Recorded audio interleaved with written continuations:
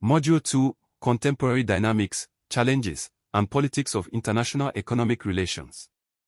1. The Post-Cold War Global Economy. The Cold War ended in 1991 with the dissolution of the Soviet Union. This was more than just a geopolitical event, it reshaped the entire world economy. A. The collapse of the Soviet bloc. Former Soviet republics and Eastern European states transitioned from centrally planned economies to market-oriented systems. Many joined global trade and financial institutions such as the WTO and IMF. The political shift toward democracy in many regions also coincided with greater economic liberalization. B. A unipolar economic world. For most of the 1990s, the United States was the undisputed economic and political leader, pushing for free market policies, trade liberalization, and financial globalization. 2. The rise of new economic powers. The post-Cold War era saw the rapid economic growth of several countries that are now considered emerging powers. A. China entered the WTO in 2001, accelerating its export-led growth. Became the world's factory, producing everything from textiles to electronics. Invested heavily in infrastructure and overseas development projects, particularly in Africa and Asia. B. India. Economic liberalization in the early 1990s shifted India toward market-based policies. Developed strengths in IT services, pharmaceuticals, and skilled labor exports. C. Brazil and other emerging economies. Brazil capitalized on agricultural exports, energy resources, and growing manufacturing. Countries like South Korea, Turkey, and Indonesia became important regional economic players.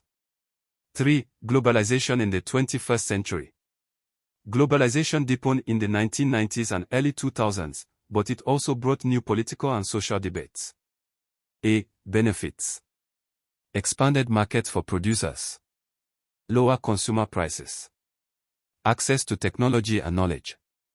B. Criticisms. Rising inequality within countries. Job losses in industries exposed to competition. Cultural homogenization. Environmental degradation. By the late 2010s, a backlash against globalization emerged, leading to more protectionist policies in some countries. 4. Contemporary trade disputes. Trade disputes are nothing new, but recent decades have seen them intensify. A. The U.S.-China trade war. Initiated in 2018 over intellectual property, subsidies, and trade imbalances. Led to tariffs on hundreds of billions of dollars worth of goods. Impacted global supply chains and manufacturing costs. B. Disputes within the WTO. Some countries accuse the WTO of being too slow to resolve disputes. The U.S. blocked appointments to the WTO appellate body, paralyzing its dispute settlement system. 5. Debt crisis and financial instability. A. 1997 Asian financial crisis. Triggered by the collapse of the Thai baht. Spread to Indonesia, South Korea, and other Asian economies. Revealed the vulnerabilities of rapid financial liberalization without adequate regulation. B. 2008 Global Financial Crisis. Originated in the U.S. housing market collapse and spread worldwide. Led to bank failures, recessions, and massive government bailouts. Raised questions about the role of global finance in destabilizing economies. C. Debt in developing countries. Many low-income nations carry heavy debt burdens. Debt servicing often limits the ability to invest in infrastructure, education, and healthcare. 6. The politics of foreign aid in the 21st century. Foreign aid has evolved in the modern era. Shift towards strategic investment rather than pure charity. Increased role of China's Belt and Road Initiative in providing infrastructure funding. Competition between Western aid models, often tied to governance reforms, and non-Western aid, often without political conditions. Aid debates now focus on effectiveness in reducing poverty. The balance between humanitarian and developmental goals. Avoiding neocolonial relationships. 7. Economic sanctions as a political tool. Sanctions remain a key instrument of international politics. Used against countries like Iran, North Korea, and Russia. Often coordinated among multiple countries or through the UN. raise ethical debates over whether they punish government or ordinary citizens more.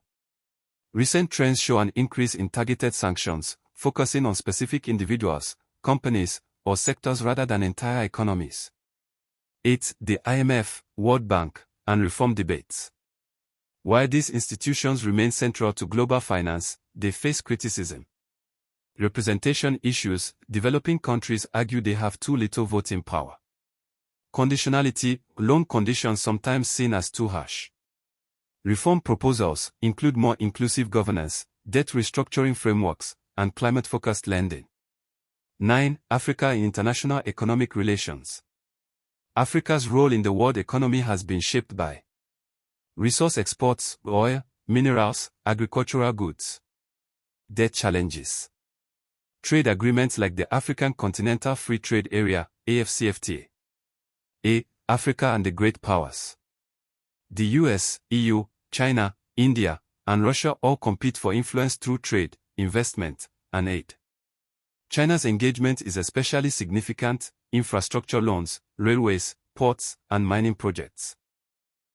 Africa and international organizations. Active participation in the UN, WTO, and regional bodies. Push for more equitable trade terms and climate finance. 10. Current challenges in the global economic order. Inequality. Global wealth is increasingly concentrated in a small elite, sparking debates over redistribution and fair taxation. Climate change.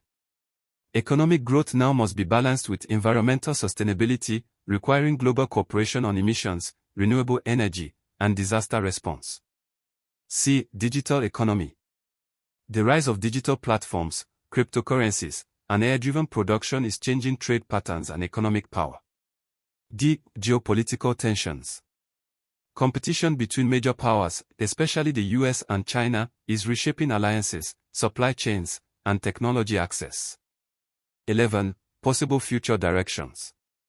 Looking ahead, several trends could shape international economic relations.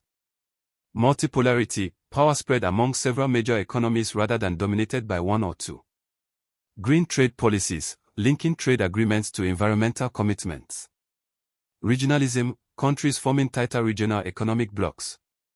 Reform of global institutions, to make them more representative and effective. Conclusion of Module 2. We have now traced international economic relations from the post-war Bretton Woods order through the post-Cold War transformations to the present-day challenges and debates. Key takeaways.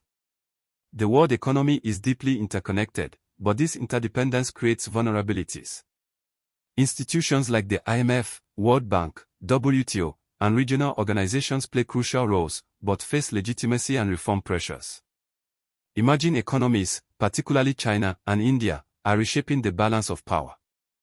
Global challenges like climate change, inequality, and technological disruption will define the next era of economic relations. By mastering these ideas, you now have the tools to critically analyze both the economic mechanisms and the political strategies that drive the modern global system.